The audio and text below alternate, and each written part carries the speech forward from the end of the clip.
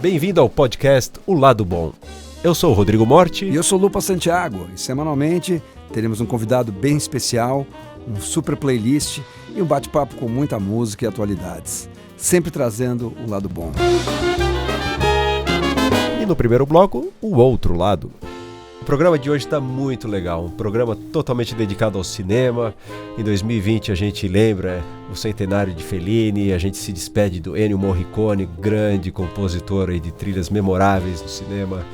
E a gente traz o Tony Berkman para um bate-papo sobre esse universo fascinante que é a música para cinema, né, Lupa? Pô, Tony Berkman, nome fantástico aí, né? A pessoa sabe tudo sobre trilha sonora, enfim. E é um momento muito a ver com isso, né? Porque todo mundo está em casa assistindo filme sem parar. E acho que foi o ano que as pessoas mais ficaram em casa, né? Então tem tudo a ver com isso. E o ano passado eu tive a oportunidade de tocar no festival em Israel, que era o Jazz no Cinema. E cada noite era um cinema de um país homenageado. E fiz cinema brasileiro, fiz cinema, enfim, a música do Chaplin, do Fellini, etc, etc.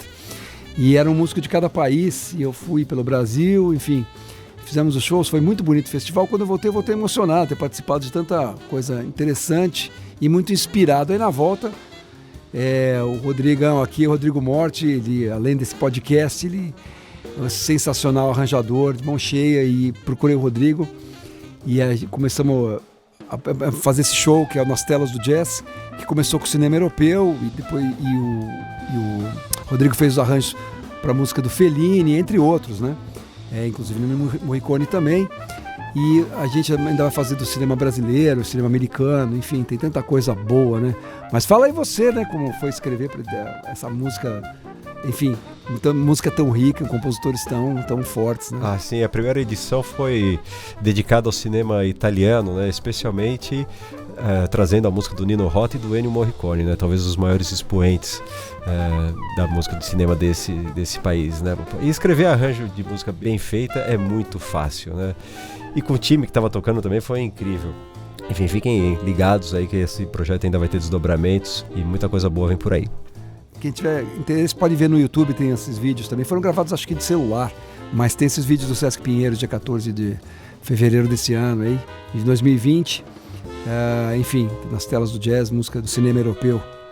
É isso aí.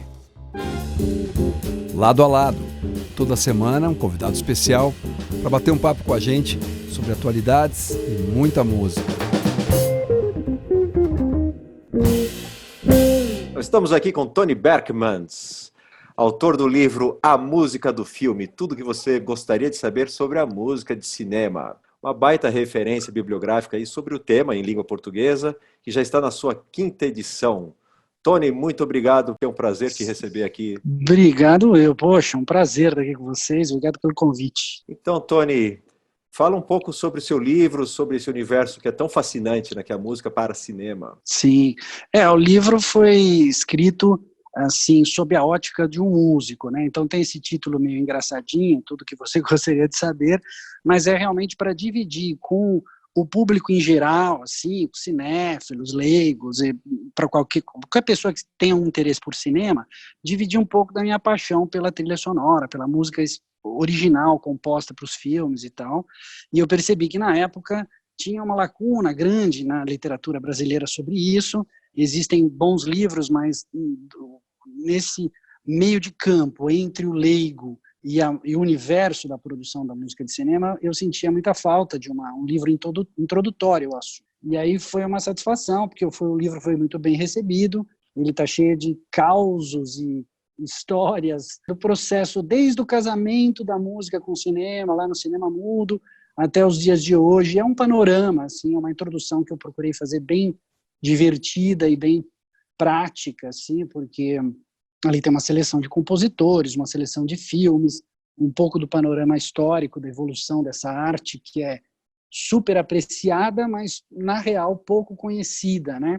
E você falou até que tinha uma falta, né, de livros nesse assunto, né, nesse nicho. Sim. No Brasil tinha, né? Eu acho que continua tendo. O seu é um dos raros, dos grandes referências, né? Porque não tem tantos Sim. outros, né? Ainda é uma... Não, realmente não tem. E nessa proposta, minha proposta é muito clara no sentido de ser uma introdução mesmo. Então, assim, Eu recebo, às vezes, contato de médicos, advogados, pessoas que não têm nada a ver, não são profissionais do cinema, nem músicos, nem estudantes, mas essa é a ideia mesmo, dividir essa paixão, né? Tipo, entender um pouquinho mais como é que funciona o mecanismo, até a interação dos compositores com o universo, né, da produção cinematográfica, as famosas relações entre os compositores e diretores, e de uma maneira bastante prática e simples, objetiva, não é uma tese de mestrado, nada, né? Tem um livro muito bacana do João Máximo, que é o jornalista carioca, que é uma enciclopédia assim, de trilha sonora, mas a proposta é muito diferente da minha. Eu não quero ser uma enciclopédia, eu queria ser uma introdução mesmo ao assunto, um livro que você possa ler no fim de semana na praia e tal, enfim, na pandemia, né? Uma coisa bem leve. Nesse assunto de música e cinema, a gente teve uma perda grande aí nesse último julho, que foi o Ennio Morricone. Sim. Queria que você comentasse um pouco, né, da importância dele, da sua história aí com ele, enfim. Quando fala do Ennio Morricone, eu deixo de ser um estudioso e músico que vou lá atrás da obra dele, que sempre fui fã profissionalmente da obra e do trabalho dele, das trilhas, estudei as trilhas dele. Eu deixo de ser esse cara e viro um tiete louco, porque eu trouxe ele, entre aspas, para o Brasil. Eu me sinto responsável por isso, porque eu fiz a curadoria de um festival, na verdade foi isso que aconteceu. E nessa curadoria, eu fiz uma proposta muito ousada de uma série de eventos, atividades, concertos e exibição de filmes e palestras, e eu coloquei como principal convidado do festival o Ennio Morricone, achando que não ia ser possível trazê-lo, né? E aí as produtoras que organizaram o festival conseguiram trazê-lo. Isso foi uma coisa marcante, histórica, né? Ele nunca tinha vindo ao Brasil, né?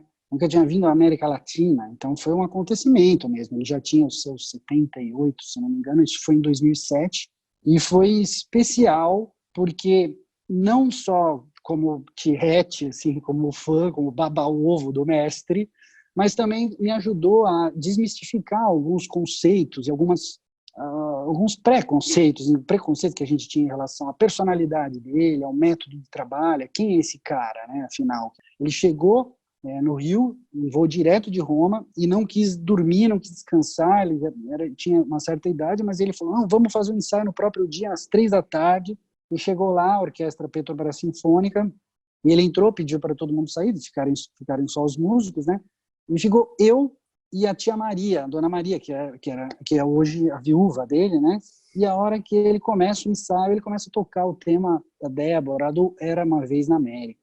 Nossa, bicho, eu virei um bebê, chorão ali, né? Chorei ali do lado da Dona Maria, só faltava ela me consolar. Na verdade, um cara muito profissional, muito sério no trabalho dele, em termos de horários, em termos de algumas metodologias e procedimentos. Ele era muito workaholic. Não é à toa que ele assina mais de 500 trabalhos de música para filmes. É um número absurdo, assim. A carreira dele foi muito longa, né? Ele começou nos anos 50 e trabalhou até há pouco tempo atrás. E ele sempre falou que nunca ia aposentar, ia trabalhar até o fim da vida, e foi o que aconteceu. Ele fez vários concertos com 90 anos. Mas a saúde já estava meio debilitada, ele teve que cancelar algumas coisas, porque é viagem e tal, né? Não é só regeu, é ensaio e é viagem, é uma coisa maluca. Ele realmente era um trator assim, de trabalho, e um pouco dessa disciplina explicava, de certa maneira, a fome incansável assim, por sempre estar se renovando. Apesar de ter muitos trabalhos de trilha mais populares, a sua marca registrada, as belas melodias, o Cinema Paradiso, Malena, a Missão, não sei o que, os sucessos pop de melodia, mas ele não era só isso, né? Pelo contrário, ele teve um passeio muito saboroso e rico por várias tendências, assim, sabe, estilísticas. Uma alegoria que muitos autores e pessoas usam é que ele não é desse mundo mesmo, né? Tipo, era um cara meio ET, assim. Porque realmente ele consegue equilibrar essa coisa da disciplina, do workaholic, da metodologia, da orquestração, porque ele parece que é um outro cara que baixou ali e fez uma introdução, um pedaço, um cue, né, como a gente chama na música de cinema, um trecho de um filme, e ele traz essa versatilidade assim na carreira dele, e é uma coisa linda de ver, de aprender, de estudar, né? sempre é uma aula, tem vários filmes que eu considero quase literalmente aulas de trilha sonora, né? Recomenda pra gente três nomes que você... Olha, um que seria, vamos dizer, uma aula mais elementar, assim, do início da carreira dele, os primeiros filmes lá da trilogia do Sérgio Leone, né? Que é o Por um Punhado de Dólares, em português, Por um Punhado de Dólares a Mais, o segundo filme, e o terceiro foi traduzido como Três Homens em Conflito. Eles trazem uma mesma estética musical, uma mesma busca que integra sons que não são necessariamente habitualmente de instrumentos musicais, né? Então, são sinos, percussões alternativas, como chicote, panelas e coisas assim, assobios, cantos. Ele integra isso à orquestra, a sonoridade de uma orquestra mais convencional, sempre buscando trazer algum elemento da diegese dos filmes, ou seja, da realidade dos filmes, do ambiente do faroeste. Então era o chicote que simbolizava uma cobra, um animal, um arbusto, os gritos que entre aspas, né, simbolizavam ou faziam uma referência aos índios, os tambores, as percussões, os sinos que faziam referência também aos sinos das capelas, das missões, das igrejas do faroeste, enfim. Um exemplo bem prático assim de leitmotiv que virou um código da cultura pop é o grito do coiote do terceiro filme, que é aquele famoso leitmotiv que é um motivo melódico que toca em vários momentos. Ele contava que se inspirou, isso é um grito de um coiote. Essa trilogia, por exemplo, é uma aula, né, de entender como ele integrava essas outras sonoridades dentro de uma orquestra sinfônica, porque o gênero faroeste já existia, então já existia, vamos dizer, aquele estilo padrãozão, aquele estereótipo da música do faroeste americano, que eram grandes orquestras sinfônicas, Dmitri Tiomkin, Jerry Moroz, inspirados no Copland, sabe, essas orquestrações grandiosas que tinham metais, fanfarra junto e tal. E ele quebrou um pouco isso e meio que virou um pouco o jogo. A referência do faroeste depois disso foi radicalmente alterada. E tanto é que hoje você toca esse motivo do Três Homens em Conflito em qualquer canto do planeta e as pessoas vão fazer uma referência de uma maneira ou de outra ao universo do faroeste, né? E outra faceta muito legal, que é uma aula que tem muitos filmes e que ele se diverte com isso, é a brincadeira de colocar a música na mão dos protagonistas, dos personagens. E, por exemplo, A Lenda do Pianista do Mar, que eu sempre cito, é o primeiro filme do Tornatore feito em Hollywood. E como a história é de um pianista, né, A Lenda do Pianista do Mar, o próprio pianista, o próprio personagem, ele toca ao longo do filme muitas canções como música diegética, ou seja, música que está ali na ação, mas também música que faz parte da temática do filme, que conta a história do filme. E existem momentos, por exemplo, em que o personagem está conversando com outra pessoa, um exemplo, não vou dar spoiler aqui, e de repente ele está tocando piano, e o que ele está tocando não é só um estudo, ou um ensaio, uma improvisação. É como se ele estivesse fazendo a trilha sonora daquela cena na cena. Então esse tipo de brincadeira é lindo, é genial. E esse filme tem muito disso, tem várias cenas, várias brincadeiras assim. Você está ouvindo o Lado Bom Podcast. Tony, você faz uma homenagem a uma fase do cinema, né? Que o cinema não era sonoro, ainda era o cinema mudo, mas já era musical, certo? Era Exato. acompanhado por músicos ao vivo, muitas vezes improvisadores, né? Que reagiam ao que estava sendo projetado e fazia música ali em tempo real. Me conta um pouco desse projeto.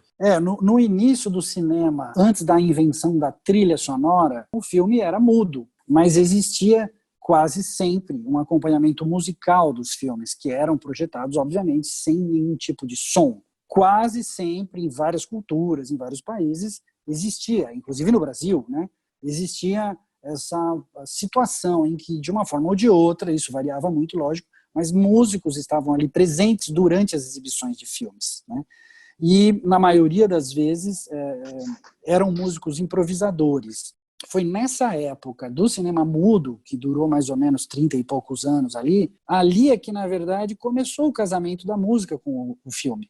Porque esses músicos que estavam nessa sala de cinema, eles é que começaram a entender que a música poderia ter uma função a mais do que simplesmente fazer um clima ali para o filme.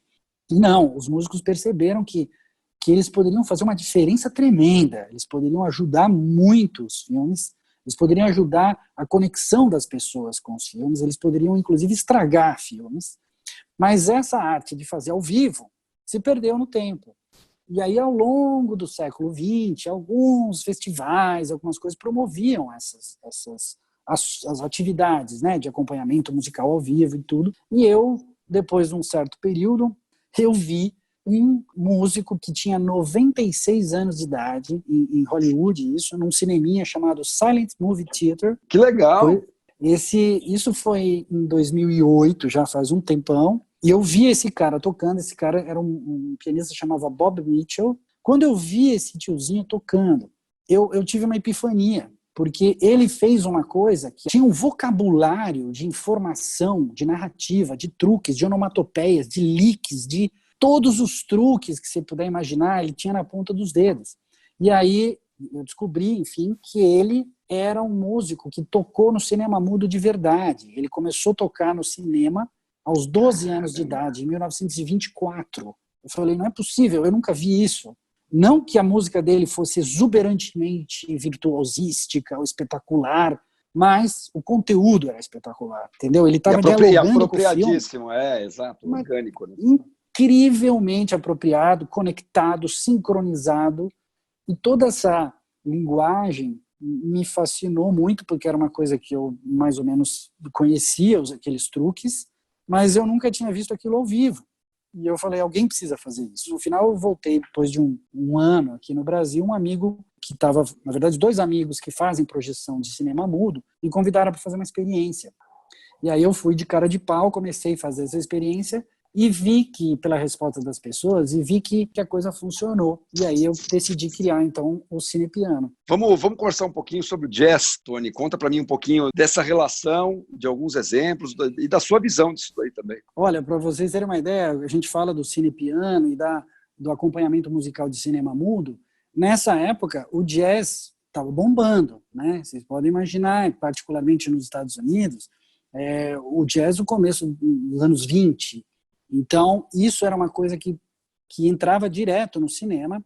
O jazz, e particularmente o aspecto da improvisação do jazz, ele ajudava muito os músicos que estavam ali acompanhando aqueles filmes a usar essas técnicas de colecionar licks e temas, tudo na ponta dos dedos, para poder acompanhar os filmes ao vivo, né? E é uma coisa curiosa, inclusive, o primeiro filme considerado, o primeiro filme sonoro da história é O Cantor de Jazz, né? Um filme de 1927, e que tem ali o jazz da época. A primeira cena, inclusive, em que tem som sincronizado com a voz do cantor, né, do Al Jolson. Essa primeira cena é um tema de jazz. E tem toda uma história muito curiosa acerca da discriminação do jazz e tudo, que ele era de uma família, ele era judeu e não podia cantar jazz, né? Então, toda essa história é muito simbólica e muito interessante, que já lida com o jazz diretamente, né? O jazz no cinema, lógico, ele está presente em uma infinidade de títulos clássicos até hoje, enfim,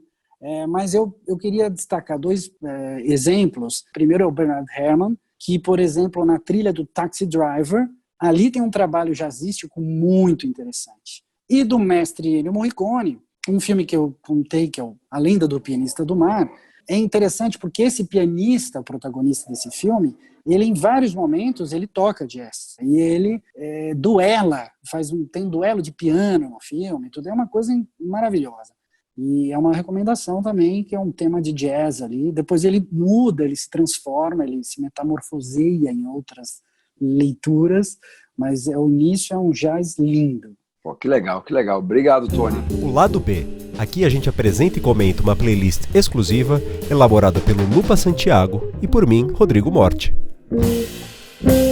Bom, agora o Lado B, essa playlist comentada que a gente faz e está disponível em todas as plataformas digitais, sempre inspirada no nosso entrevistado, e o de hoje foi Tony Berkman, que é esse fera das trilhas sonoras, aí, que sabe tudo da música no cinema. Me inspirou aí a ver o jazz no cinema, e eu comecei a nossa playlist com Sending the Clowns, do Frank Sinatra, que ele é sempre atual, e mais atual ainda porque essa música foi do filme Coringa, baita filme, e a voz do Blue Eyes, Mr. Blue Eyes é incomparável, né? Eterna. Qual que é a segunda faixa, Lupa? Segunda faixa é o Rhythm and Ing, música do Thelonious Monk, na versão do filme Round Midnight, com o Herbie Hancock, né, que fez o arranjo e foi o diretor musical desse disco, aliás, do filme, né? O filme trata a história de um saxofonista americano que foi morar na Europa. O artista principal no final é o Dexter Gordon, que é um super saxofonista que teve mais ou menos a mesma vida do filme ali. É bem interessante a história. Bem legal. A terceira faixa é um mega clássico, Cinema Paradiso, né? O tema de amor. Enfim, um tema super famoso do Ennio Morricone, gigante, que nos deixou, infelizmente, em julho de 2020, recentemente. Essa versão aqui do Pat Metheny, do Charlie Haden, o Pat Metheny tocando violão, né, que é raro, nesse duo super sofisticado. Adoro essa versão maravilhosa, confiram. Bom, a próxima é a For All We Know, na voz de Johnny Hartman. Johnny Hartman era o Frank Sinatra negro, assim, um vozeirão, bem grave, lindíssima voz.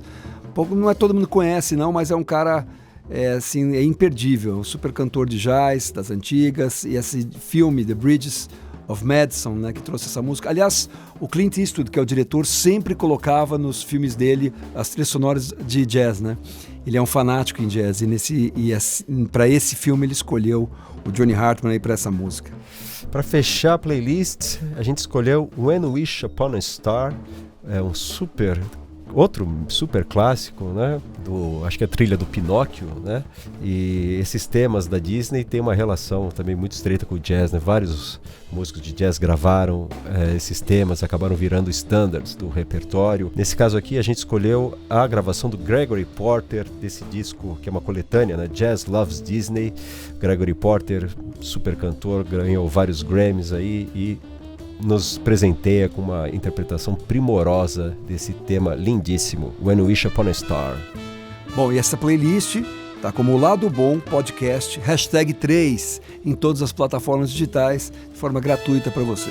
Ouçam. Obrigado pela audiência, eu sou o Rodrigo Morte e esse foi o Lado Bom. E eu sou o Lupa Santiago, sigam a gente nas redes sociais, Lado Bom Podcast.